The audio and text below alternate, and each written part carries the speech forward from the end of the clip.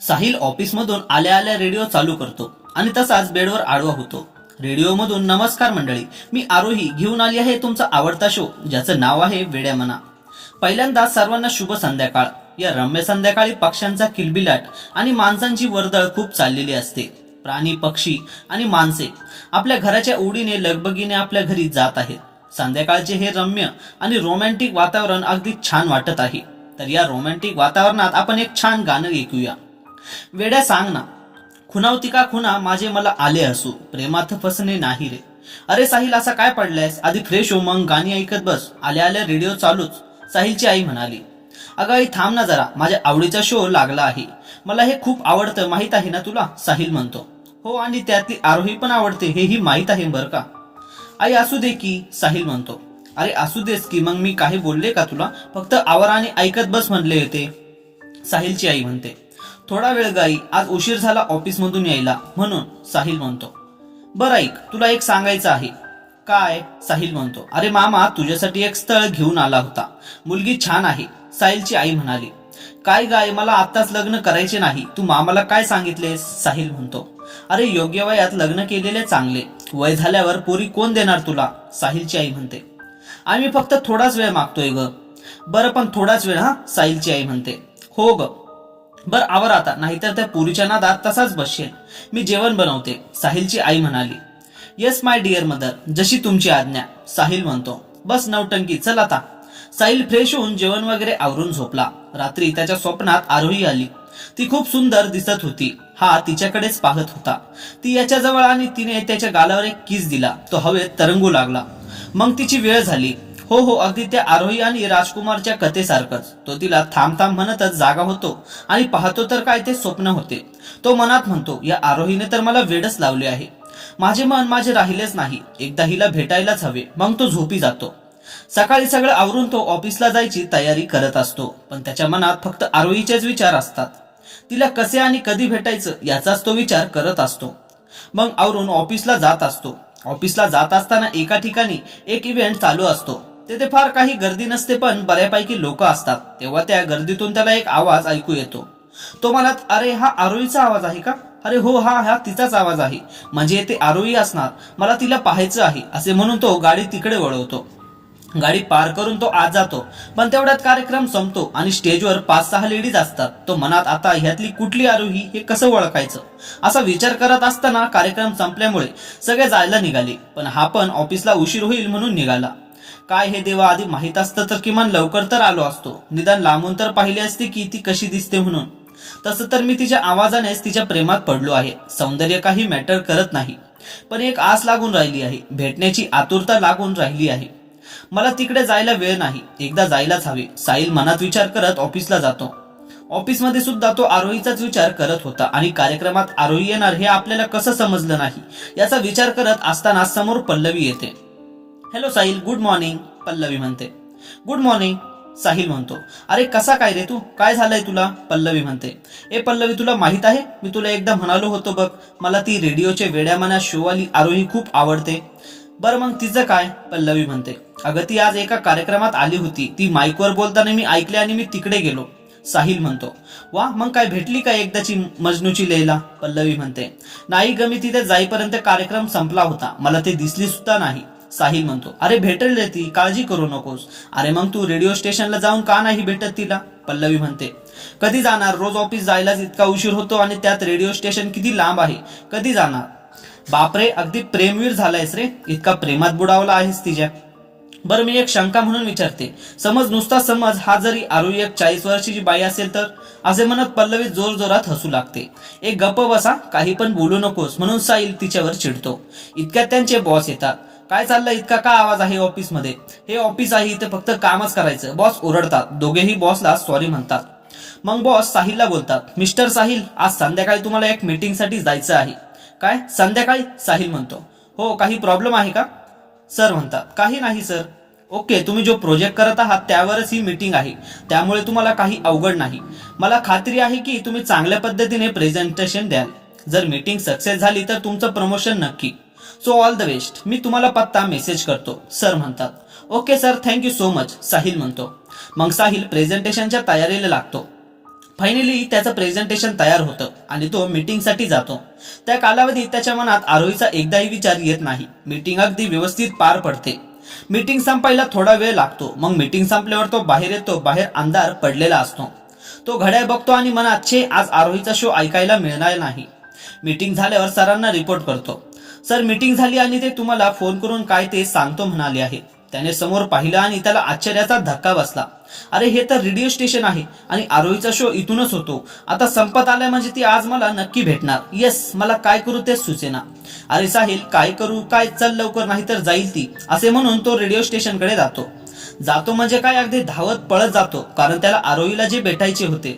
तो मनात विचार करत असतो, कशी असेल ती, भेटल्यावर काय बोलू मी तिच्याशी, ती माझ्याशी बोलेल का, असे एक नाही अनेक प्रश्न त्याच्या मनात येऊन गेले. शेवटी तो त्या शोच्या केबिन पाशी आला. तेवढ्यात आतून 2 लेडीज बाहेर येतात. त्यातील एक खूप सुंदर दिसत होती. तिचे केस मऊ मुलायम होते. रंग गोरा, काळेभोर केस, अगदी एखाद्या परीसारखीच होती ती. आणि दुसरी सावळ्या रंगाची पण निरागस, नाकाडोळ्यांनी रेखीव होती. त्या दोघी याच्या जवळून गेल्या. पण याला कळेना यातील आरोही कोण. तो मनात ही सुंदर परीच आरोही असावी असे म्हणून तो त्याच्या मागे जातो. एक्सक्यूज मी, साहिल म्हणतो. त्यातील एक म्हणजे जी सुंदर होती ती म्हणते, येस. वेड्यामना, हा आरोहीचा शो झाला का, साहिल म्हणतो. परत तीच मुलगी, हो, आम्ही आत्ताच तो शो करून आलो आहोत. हो, मला तुमचा तो शो खूप आवडतो. मी तुमच्या प्रेमात पडलो आहे, साहिल म्हणतो. हॅलो, काय बोलताय तुम्ही, तीच मुलगी. सॉरी, म्हणजे तुमच्या शोचा असं मला म्हणायचं होतं, साहिल म्हणतो. ओके, थँक्यू, असे म्हणून त्या दोघी जाऊ लागतात. परत साहिल, अरे थांबा की, तीच मुलगी का, ओळख करून घ्यायची होती. काय, मी साहिल देशमुख, तुम्हाला भेटायचं होतं एकदा. मी तुमचा शो न चुकता ऐकत असतो. मला तुमचा आवाज खूप आवडतो. तुम्ही तुमची ओळख सांगितली तर खूप बरे होईल, साहिल म्हणतो. ओके, तसा तू बरा वाटतोस. मी नेहा आणि ही माझी मैत्रीण सना. परत तीच मुलगी म्हणाली, म्हणजेच नेहा म्हणाली, जी दिसायला सुंदर होती. फ्रेंड्स म्हणून साहिलने नेहाच्या पुढे हात केला. साहिल दिसायला उंच, देखणा आणि रुबाबदार होता. अगदी कोणीही बघितलं की त्याच्या प्रेमात पडेल. मग या दोघी काही वेगळ्या नव्हता. लगेच त्यांनी पण होकार दिला. मग साहिल म्हणाला, तुमचा नंबर देता का. नेहा म्हणाला, कशाला, सारखं पिडायला. नाही ते सहज, साहिल म्हणतो. अगं दे की, काही प्रॉब्लेम येणार नाही, सना म्हणते. अगं हो, मी तसा मुलगा नाही बरं का. मी सहजच मागितला, द्यायचा असेल तर द्या, नाही तर राहू दे. माझा तर नंबर घ्या, कधी वाटलं तर फोन करा, साहिल म्हणतो. बरं द्या, म्हणत सनाने त्याचा नंबर घेतला. मग साहिल घरी जायला निघाला. आज तो खूप खुश होता, कारण त्याच्या स्वप्नातली परी आज त्याला भेटली होती. आता हा आनंद कोणासोबत शेअर करायचा असा विचार करताच त्याला पल्लवी आठवली. तो लगेच तिला फोन केला. हॅलो पल्लवी, साहिल म्हणतो. अरे आज चक्क पल्लवी, सॉरी, एकदम खुशीत दिसतेय. प्रेझेंटेशन सक्सेस झालेलं दिसतंय, पल्लवी म्हणते. अगं तसं काही नाही, साहिल. मग कसं, बोल की, पल्लवी म्हणते. अगं ये बांबाबाई, बोलू तर दे मला, साहिल म्हणतो. ओके सांग, पल्लवी म्हणते. आज माझी मीटिंग झाली आणि मी घरी येत होतो तेव्हा मला समोरच रेडिओ स्टेशन दिसलं, साहिल म्हणतो. इतकंच ना, मग त्यात काय एवढं, मला तर रोजच दिसतं आमच्या इथलं, पल्लवी म्हणते. ए वेडे, अगं आरोहीचं रेडिओ स्टेशन. आई शपथ, भारी केली. मग काय जाऊन आलास की नाही, पल्लवी म्हणते. हो, आणि भेटलो सुद्धा, खूप सुंदर आहे गती, साहिल म्हणतो. अरे वा, मग काय आज झोप लागणार नाही म्हणा, पल्लवी म्हणते. अगं मला खूप भारी वाटतंय, जशी की अप्सराच मला भेटली आहे. बरं चल, मी जातो, बाय, साहिल म्हणतो. हो रे, बाय, आणि शिस्तीत जा, नाही तर आनंदाच्या भरात गाडी 100च्या स्पीडने नेशील, पल्लवी म्हणते. हो ग माझी आई, शिस्तीत जातो, असे म्हणून साहिल घरी जातो. घरी आल्यावर साहिल राहिलाच नव्हता. तो एका वेगळ्याच दुनियेत गेला होता. त्याचं अजिबात लक्ष नव्हतं. त्याची आई त्याला कशी तरी विचारत होती, पण हा आपल्याच दुनियेत. मग आईने त्याला हलवलं. अरे साहिल, काय झालं, असं काय करत आहेस, कोणतं टेन्शन आलंय. साहिल अगदी झोपेतून उठल्यासारखा. हा काय झाला आई, तू अशी का ओरडतेस, तू, अरे कधीची तुला हाका मारते आहे, तुझं लक्ष कुठे, आणि आज इतका का उशीर, साहिलची आई म्हणते. अगं आज मला आरोही भेटली, साहिल म्हणतो. अरे काय, कधी आणि कुठे, साहिलची आई म्हणते. अगं हो आई, सांगतो, थांब जरा, श्वास तरी घे, साहिल म्हणतो. बरं, कशी आहे रे ती, आणि लग्न वगैरे झालं नाही ना, साहिलची आई म्हणते. लग्न नाही झालं आई, आणि खूपच सुंदर आहे, अगदी परिकथेच्या आरोहीसारखी गोरी पान, सडपातळ तिचे काळे भोरे केस, चेहऱ्यावर येणारी एक लहानशी बट, काय तिचं सौंदर्य, मी आणखीनच तिच्या प्रेमात पडलो, साहिल म्हणतो. अरे वा, इतकी सुंदर आहे ती, मग काय प्रेमात पडणारच, आवाज इतका चांगला, त्यात या सौंदर्याची भर, देवाची देणगी, दुसरं काय. आरोहीला भेटल्यापासून साहिल तिचाच विचार करत होता. त्याला रात्री झोप लागेना. समोर फक्त आरोहीच दिसत होती. काय यार, नंबर दिला असता तर निदान मेसेज तर केला असता. आता काय मॅडम कधी करतील याचीच वाट पाहायची, तो मनात म्हणाला. इकडे सनाची पण तीच गत झाली होती. ती जेव्हापासून साहिलला भेटली होती तिच्या मनातून तो जातच नव्हता, असं तिला पहिल्यांदाच होत होतं. पण परत ती मनात विचार करते, माझा कॉलर तर सावळा आहे आणि तो आपल्याशी कोठे बोलला आहे, तो तर आरोहीशी बोलला आहे. म्हणजे हा इतर मुलांप्रमाणे गोरारंग असलेल्या मुलीच्या प्रेमात पडणार. जाऊ दे सना, तो आपल्यासाठी नाही, उगाच त्याचा विचार करू नकोस. पण माझं मन का सारखं त्याचाच विचार करत आहे असे म्हणून ती झोपून जाते. सकाळी सगळं आवरून साहिल ऑफिसला जायची तयारी करतो. रात्री आरोहीच्या विचाराने त्याला लवकर झोपच लागली नाही, त्यामुळे उठायला उशीर झाला आणि मग ऑफिसला उशीर होईल म्हणून ही गडबड सुरू होती. पण शेवटी उशीर हा झालाच. आज उशीर झाला, सरांची बोलणी खायला लागणार. काय मी पण तिच्या प्रेमात आहे आणि तिला माझ्याविषयी काही वाटलं नसेल तर एकतर्फी प्रेमाचा काय उपयोग. अरे साहिल, बास आता, ऑफिसला चल लवकर, नाही तर बॉस चिडतील. त्यात कालच्या मीटिंग बद्दल काय झालंय काय माहित, असा मनात विचार करत तो ऑफिसला जातो. ऑफिसमध्ये गेल्यावर सगळे त्याच्याकडे बघत असतात. त्याला खूप गिल्टी वाटत होतं. इतक्यात पल्लवी येते आणि म्हणते, अरे किती उशीर केला, सर चिडलेत वाटतं, तुला त्यांनी बोलवलंय, आवर जा लवकर, नाही तर ओरडा खाशील. तेवढा शिपाई मामा पण सांगत आले की साहिलला सरांनी बोलवलं आहे म्हणून. मग साहिल सरांच्या केबिन मध्ये गेला. May I come in sir, Sahil म्हणतो. यस सर, तुम्ही मला बोलवलं, साहिल म्हणतो. मिस्टर साहिल, मला सांगा कालच्या मीटिंग बद्दल तुम्हाला काय वाटलं.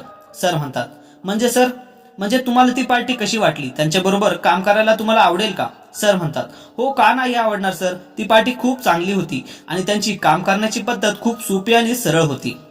साहिल म्हणतो, दॅट्स गुड, मग त्या पार्टीला तुमचं प्रेझेंटेशन खूप आवडलेलं आहे आणि ते तुमच्यासोबत काम करणार आहेत. सर म्हणतात, काय, वाव, दॅट्स ग्रेट न्यूज, मला खूप आनंद झालाय सर. साहिल म्हणतो, अहो पुढे ऐका तर, आम्ही तुमचं प्रमोशन केलेलं आहे. काल जिथे मीटिंग झाली त्या ब्रँचचे तुम्ही मॅनेजर म्हणून पोस्ट मिळाली आहे. सर म्हणतात, thank you so much sir. Sahil म्हणतो, बरं इथली काम आवरा, मग तिकडे जॉईन व्हा, मी सांगेनच तुम्हाला. सर म्हणतात, okay sir and thanks Sahil. असे म्हणून साहिल बाहेर जातो. एव्हाना सगळ्यांना ही गोष्ट समजली होती. कौतुक सोहळा झाल्यावर पल्लवी आली आणि साहिलला म्हणाली, काय मग एकामागून एक आश्चर्याचे धक्के देत आहात मॅनेजर साहेब. आता काय तिथल्या तिथे म्हणजे रोजच भेटणार वाटतं तुमच्या आरोहीला. आम्हाला लग्नाला बोलवा म्हणजे झालं. अगं अजून कशात काही नाही आणि तुझं काय चाललंय ग. काल नंबर दिलाय आणि अजून फोन राहू दे, साधा गुड मॉर्निंग म्हणून मेसेज पण नाही आला. असं कुणी असतं का. एखादा आपली वाट पाहत असेल इतकंही समजू नये का तिला माझ्याविषयी काही वाटत नसेल आणि मी उगाच स्वप्न रंगवत आहे की तिच्या मनात दुसरं कोणी असेल. असे ऐक ना, अनेक प्रश्न माझ्या मनात येत आहे. सांग ना पल्लवी, मी काय करू. साहिल म्हणतो, ओय मजनू, तू इतका काय विचार करत आहेस. अरे ती एक मुलगी आहे आणि मुली लगेच असे कोणाला फोन किंवा मेसेज करत नाही. अरे मुलाने केला तरी लवकर रिस्पॉन्स देत नाही आणि ती तर आरोही आहे, ही लगेच का बरं तुला फोन करेल. तिला तू थोडा वेळ दे, बघ नक्की ती तुला साधा मेसेज तरी करेल. आणि केली नाही तर आता तू ते जॉईन होत आहेस तर तिला भेट आणि विचार. इतका मूड ऑफ होऊ नकोस, तुझं प्रमोशन झालंय, जस्ट चिल, एक स्माइल दे बघू, पल्लवी साहिलला समजावते. मग साहिल पण थोडा रिलॅक्स होतो आणि असा विचार करायचा सोडून देतो. ऑफिसमधील काम आवरून घरी येतो. येताना एक पेड्याचा बॉक्स घेऊन येतो आणि आईच्या हातात देतो. काय रे, लग्न बिग्न ठरवून आलायस काय. साहिलची आई म्हणते, आई काही नाही, तरीच काय ग, आणि तुला न सांगता मी असं करेन का. साहिल म्हणतो, अरे तसं नाही, ती आरोही भेटल्यापासून तू आमचं राहिलंच नाहीस ना, म्हणून म्हटले. आई बास ना आता. साहिल म्हणतो, अरे थोडी गंमत केली. हा सांग पेढे कशाबद्दल. साहिलची आई म्हणते, अगं आई मला प्रमोशन मिळालं आहे आणि तेही आरोहीच्या ऑफिस जवळ. साहिल म्हणतो, घ्या म्हणजे सोने पे सुहागा, आता नोकरी पक्की आणि छोकरी पण. साहिलची आई म्हणते, अगं आई बघू, तिला एकदाच भेटलोय, तिच्या मनातलं कळायला पाहिजे ग. साहिल म्हणतो, होईल ते सगळं व्यवस्थित, तू काळजी करू नकोस. जा, तिचा शो तासाभरात चालू होईल, तेव्हा तू काही ऐकून घेत नाहीस. आता जेवण बनवते, जेव, मग ऐकतच बस. साहिलची आई म्हणते, येस बॉस, तुमचं ऐकायलाच पाहिजे. साहिल म्हणतो, मित्रांनो बाकीची उर्वरित कथा दुसऱ्या भागात लवकरच सांगेल. तोपर्यंत जर तुम्हाला ही कथा आवडली असेल तर या व्हिडिओला लाईक आणि चॅनलला सबस्क्राईब नक्की करा. धन्यवाद.